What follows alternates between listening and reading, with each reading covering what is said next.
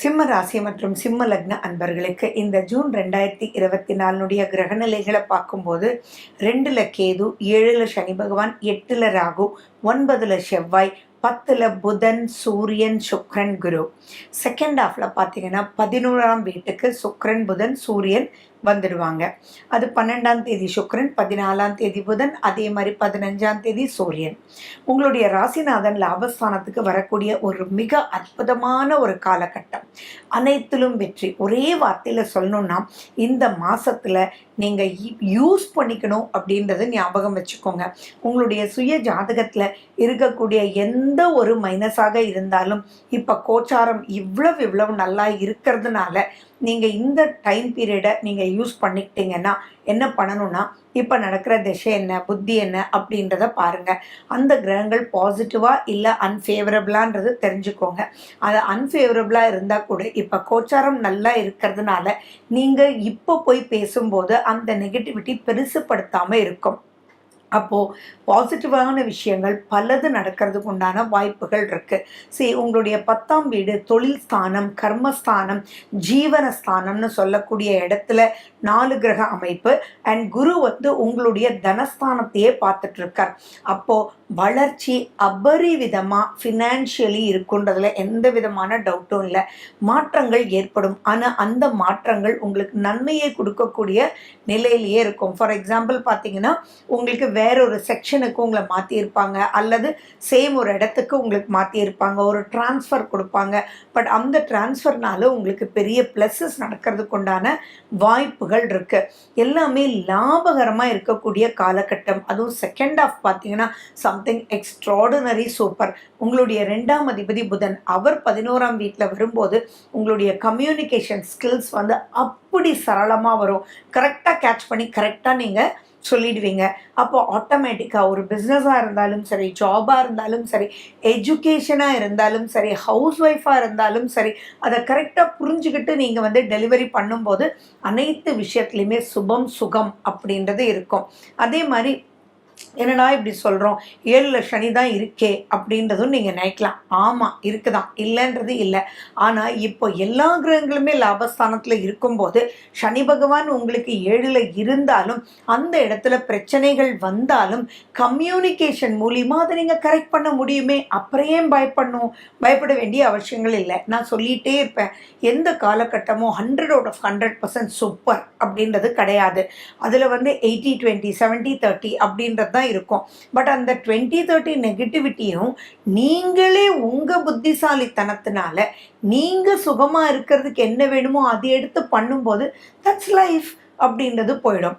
அப்போது ஸ்மூத் கோயிங்கிறத விட ஹாப்பி கோயிங்க்கும், ஓ சாரிப்பா தப்பாக புரிஞ்சுக்கிட்டேன்ப்பா, உங்களை நீங்கள் இப்படி சொன்னது எனக்கு இப்படி புரிஞ்சிடுச்சுப்பா அப்படின்றது உங்களை புரிஞ்சுக்கிட்டு நெக்ஸ்ட் ஸ்டேஜுக்கு உங்களை கூட்டிகிட்டு போய் விட்டுருவாங்க. எப்பயுமா நார்மலாக கொடுப்பாங்க. ஆனால் ஒரு தப்பாக அவங்க ப்ரனவுன்ஸ் பண்ணி, அதாவது எதிரிகளே நட்பு ஆகி, அதாவது உங்களை தப்பாக நினச்சிட்டு இருந்தவங்களே உங்களை ரைட்டாக புரிஞ்சுக்கும் போது, சாரிப்பா இந்தப்பா எடுத்துக்கோப்பா, இன்னும் நெக்ஸ்ட் லெவலுக்கு எடுத்துகிட்டு போயிடுறேன் அப்படின்னு சொல்லும்போது அதனுடைய மனநிறைவு நான் சொல்லணுமா, அந்த அளவுக்கு நல்லாயிருக்கும். ஸோ இந்த காலகட்டத்தில் நீங்கள் கரெக்டாக யூஸ் பண்ணிக்கணும் அப்படின்றத ஞாபகம் வச்சுக்கோங்க. மீனராசி வரும்போது உங்களுக்கு கண்டிப்பாக கொஞ்சம் எச்சரிக்கையாக இருக்கணும். ஏன்னா சந்திரன் ராகுவோடு இருப்பார் அண்ட் அந்த ராகு கேதுவை பார்த்துட்டு இருக்கார். ஸோ அந்த இடத்துல சில கருத்து மோதல்கள் வரும். பட் ஆனால் ஜெயிப்பீங்க, வரி பண்ண வேண்டாம். ஏன்னா உங்களுடைய 4ஆம் வீட்டு அதிபதியும் செவ்வாய். அந்த செவ்வாய் சனி பகவானுடைய பார்வை அங்கே இருக்கு. அப்படி இருக்கும்போது உங்களுக்கும் உங்கள் தந்தைக்கும் 9ஆம் வீடுன்றது தந்தை, 4ஆம் வீட்டினுடைய அதிபதி செவ்வாய் தான் 9ஆம் வீட்டில் இருக்கார். ஸோ உங்கள் பேரண்ட்ஸோட கொஞ்சம் கருத்து வேறுபாடுகள் வர்றதுக்கான வாய்ப்புகள் இருக்கு. உங்கள் தாய் தந்தையருக்கு கொஞ்சம் ஆரோக்கிய குறைபாடு வர்றதுக்கு வாய்ப்புகள் இருக்கு. எனிஹோ பார்த்தீங்கன்னா அது அம்மா அப்பா தான். ஸோ அவங்களோட கருத்து மோதல்கள் வேண்டாமே. அவங்க அவங்களுடைய ஆரோக்கியம் அப்படின்றதுக்காக சில செலவுகள் வர்றதுக்கான வாய்ப்புகளும் சில மனக்கசப்புகள் வர்றதுக்கான வாய்ப்புகளும் உங்களுக்கு முக்கியத்துவம் கொடுக்காம அவங்க இருக்கிறதுக்கு உண்டான வாய்ப்புகளும் வருமே ஒழிய அது மிகப்பெரிய பிரச்சனையா வராது. ஸோ நீங்க ஒன்று சொல்லலாம். ஃபார் எக்ஸாம்பிள் பார்த்தீங்க அப்படின்னா, அப்பா நான் இது பண்றேன், இது இவ்வளோ நல்லா போயிட்டு இருக்கு, நான் ஆர்டர் வாங்கிட்டு வந்துட்டேன்ப்பா, நீங்க ஜஸ்ட் ஒரு அப்ரூவ் பண்ணுங்க, ஓகே சொல்லுங்க அப்படின்னு நீங்க சொல்லலாம்.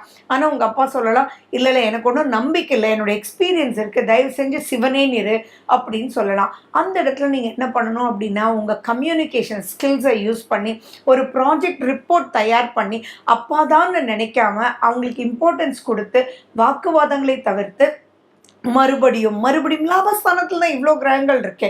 அண்ட் குரு வந்து 2ஆம் வீட்டை வேற பார்க்குதே. அப்போ மறுபடியும் அப்பா இப்படி பண்ணால் நமக்கு எவ்வளோ ப்ராஜெக்ட் வரும், அப்படி பண்ணால் இவ்வளோ வந்து நமக்கு ப்ராஃபிட் வரும் அப்படின்றதெல்லாம் நீங்கள் ப்ராஜெக்ட் ரிப்போர்ட் ரெடி பண்ணி அவங்களுக்கு சப்மிட் பண்ணும்போது அதில் இருக்கக்கூடிய உண்மைத்தன்மைகள் கருத்து மோதல்கள் மாறி அபரிவிதமான அப்லிஃப்ட்மெண்ட்ஸ் உங்களுக்கு ஏற்படும். நீங்கள் சூரியனுடைய வழிபாடு ரொம்ப ரொம்ப முக்கியம். சூரியன் லாபஸ்தானத்துக்கு வர்றது அப்படின்றது மிகப்பெரிய அற்புதமான ஒரு காலகட்டம். இதுல ஒரு முக்கியமான விஷயம் என்னன்னா, தந்தை வழி தாய் வழி எந்த பிரச்சனைகள் இருந்தாலும் சரி, இப்போ நீங்க போய் பேசி, நீங்க சின்னவங்களா இருக்கலாம், நீங்க போய் பேசும்போது அதுக்கு இம்பார்ட்டன்ஸ் கொடுத்து மற்றவங்கள் எல்லாமே வந்து உங்களோட சேர்ந்து உங்களுடைய தாய் தந்தையுடன் இருக்கக்கூடிய வெறுப்புகளை அவங்க மாத்திக்கிட்டு அதன் மூலியமா அப்லிஃப்ட்மெண்ட் ஆறதுக்குண்டான வாய்ப்புகள் உண்டு. அதே மாதிரி தந்தை வழி சொத்து உங்களுக்கு இப்போ நீங்க புத்திகரமா, அதாவது கரெக்டா பிளான் பண்ணி நீங்க பேசினீங்கன்னா, எப்பயோ தாத்தா வழி அம்மா வழி தாத்தா அப்பா வழி தாத்தா எல்லாம் வாங்கி வச்ச சொத்து கூட உங்களுக்கு வரதுக்குண்டான சூப்பரான ஒரு காலகட்டம். ஸோ இந்த காலகட்டத்தில் நீங்கள் செய்ய வேண்டியது என்ன அப்படின்னா, 2ல் கேது, அதே மாதிரி 8ல் ராகு, 7ல் சனி தான். பட் ஸ்டில் இந்த காலகட்டம் லாபகரமாக யூஸ் பண்ணிக்கணும். ஏன்னா வருட கிரகங்கள் சிலது ஃபேவரபிள் இல்லை அப்படின்னாலும் இப்போ மாத கிரகங்கள் ஃபேவரபிளாக இருக்குது. மாத பலன் பார்க்கறதே இது ஃபேவரபிளான்னு பார்த்து நம்ம நெக்ஸ்ட் ஸ்டேஜுக்கு போகிறதுக்காக தான். ஆதித்ய ஹிருதயம் விடாமல் சொல்லுங்க, நார் சத்துள்ள உணவுகள் சாப்பிடுங்க, சூரிய நமஸ்காரம் பண்ணுங்க, சூரிய வழிபாடுகள் பண்ணுங்க, சூரியனுடைய உணவுகள் எடுத்துக்கோங்க, கோதுமை உணவு அதிகமாக எடுத்துக்கோங்க. கடவுள் எதெல்லாம் சிகப்பு நிறத்தில் கொடுத்துருக்காரோ அந்த சிகப்பு நிற உணவுகள் நீங்கள் சாப்பிடுங்க. இதை மட்டும் பண்ணிக்கோங்க. ஹெல்த்தை கொஞ்சம் ஜாக்கிரதையாக பார்த்துக்கோங்க. ட்ரை ஆகிறதுக்கு நிறைய சான்சஸ் இருக்குது. கால் பாதம் அயர்ன் இதெல்லாம் கம்மியாகிறதுக்கு சான்சஸ் இருக்குது. இதை மட்டும் பார்த்துக்கிட்டிங்கன்னாலே இது யூஸ் பண்ணிக்கோங்க. இந்த ஜூன் மந்த்னுடைய கிரக நிலைகளை நெக்ஸ்ட் ஸ்டேஜுக்கு 100% மூவ் பண்ணிடலாம். ஓகே. சிம்மராசிக்கு சந்திராஷ்டமம் வரும்போது கொஞ்சம் எச்சரிக்கையா இருக்கணும். ஏன்னா அந்த இடத்துல கருத்து மோதல் வர்றதுக்கு வாய்ப்புகள் உண்டு. ஏன்னா உங்களுடைய 8ஆம் வீட்டுக்கு சந்திரன் வரும்போது தான் சந்திராஷ்டமம், அங்க ராகுவும் இருக்கார். ஸோ அப்போ இந்த கருத்து மோதல்களை கொஞ்சம் நீங்க கண்ட்ரோலா வச்சுக்கலன்னா நெகட்டிவ் ஆயிடும். ஏன்னா ராகுன்றது மல்டிப்ளேயர், பாசிட்டிவ் மல்டிப்ளேயரும் அவர் தான், நெகட்டிவ் மல்டிப்ளேயரும் அவர் தான்ன்றது ஞாபகம் வச்சுக்கோங்க. ஜூன் மாசத்தினுடைய விசேஷ நாட்களை பத்தி தான் நம்ம பார்க்க போறோம். ஜூன் 2, ஜூன் 18 ஏகாதசி, ஜூன் 3 வாஸ்து நாள். காலையில் 9:05 10:35 வரைக்கும் வாஸ்து நேரம். 4ஆம் தேதியும் 19ஆம் தேதியும் பிரதோஷம், 5ஆம் தேதி கார்த்திகை விரதம், 6ஆம் தேதி அமாவாசை, 7ஆம் தேதி சந்திர தரிசனம், 10ஆம் தேதி சதுர்த்தி விரதம், 12ஆம் தேதி ஷஷ்டி, 14ஆம் தேதியும் 29ஆம் தேதியும் அஷ்டமி, 15ஆம் தேதி ஆனி மாத பிறப்பு, 15ஆம் தேதியும் 30ஆம் தேதியும் நவமி, 21ஆம் தேதி பௌர்ணமி, 25ஆம் தேதி ஸ்ரவண விரதம். மேலும் விவரங்களுக்கு போன் நம்பர் 9842266555.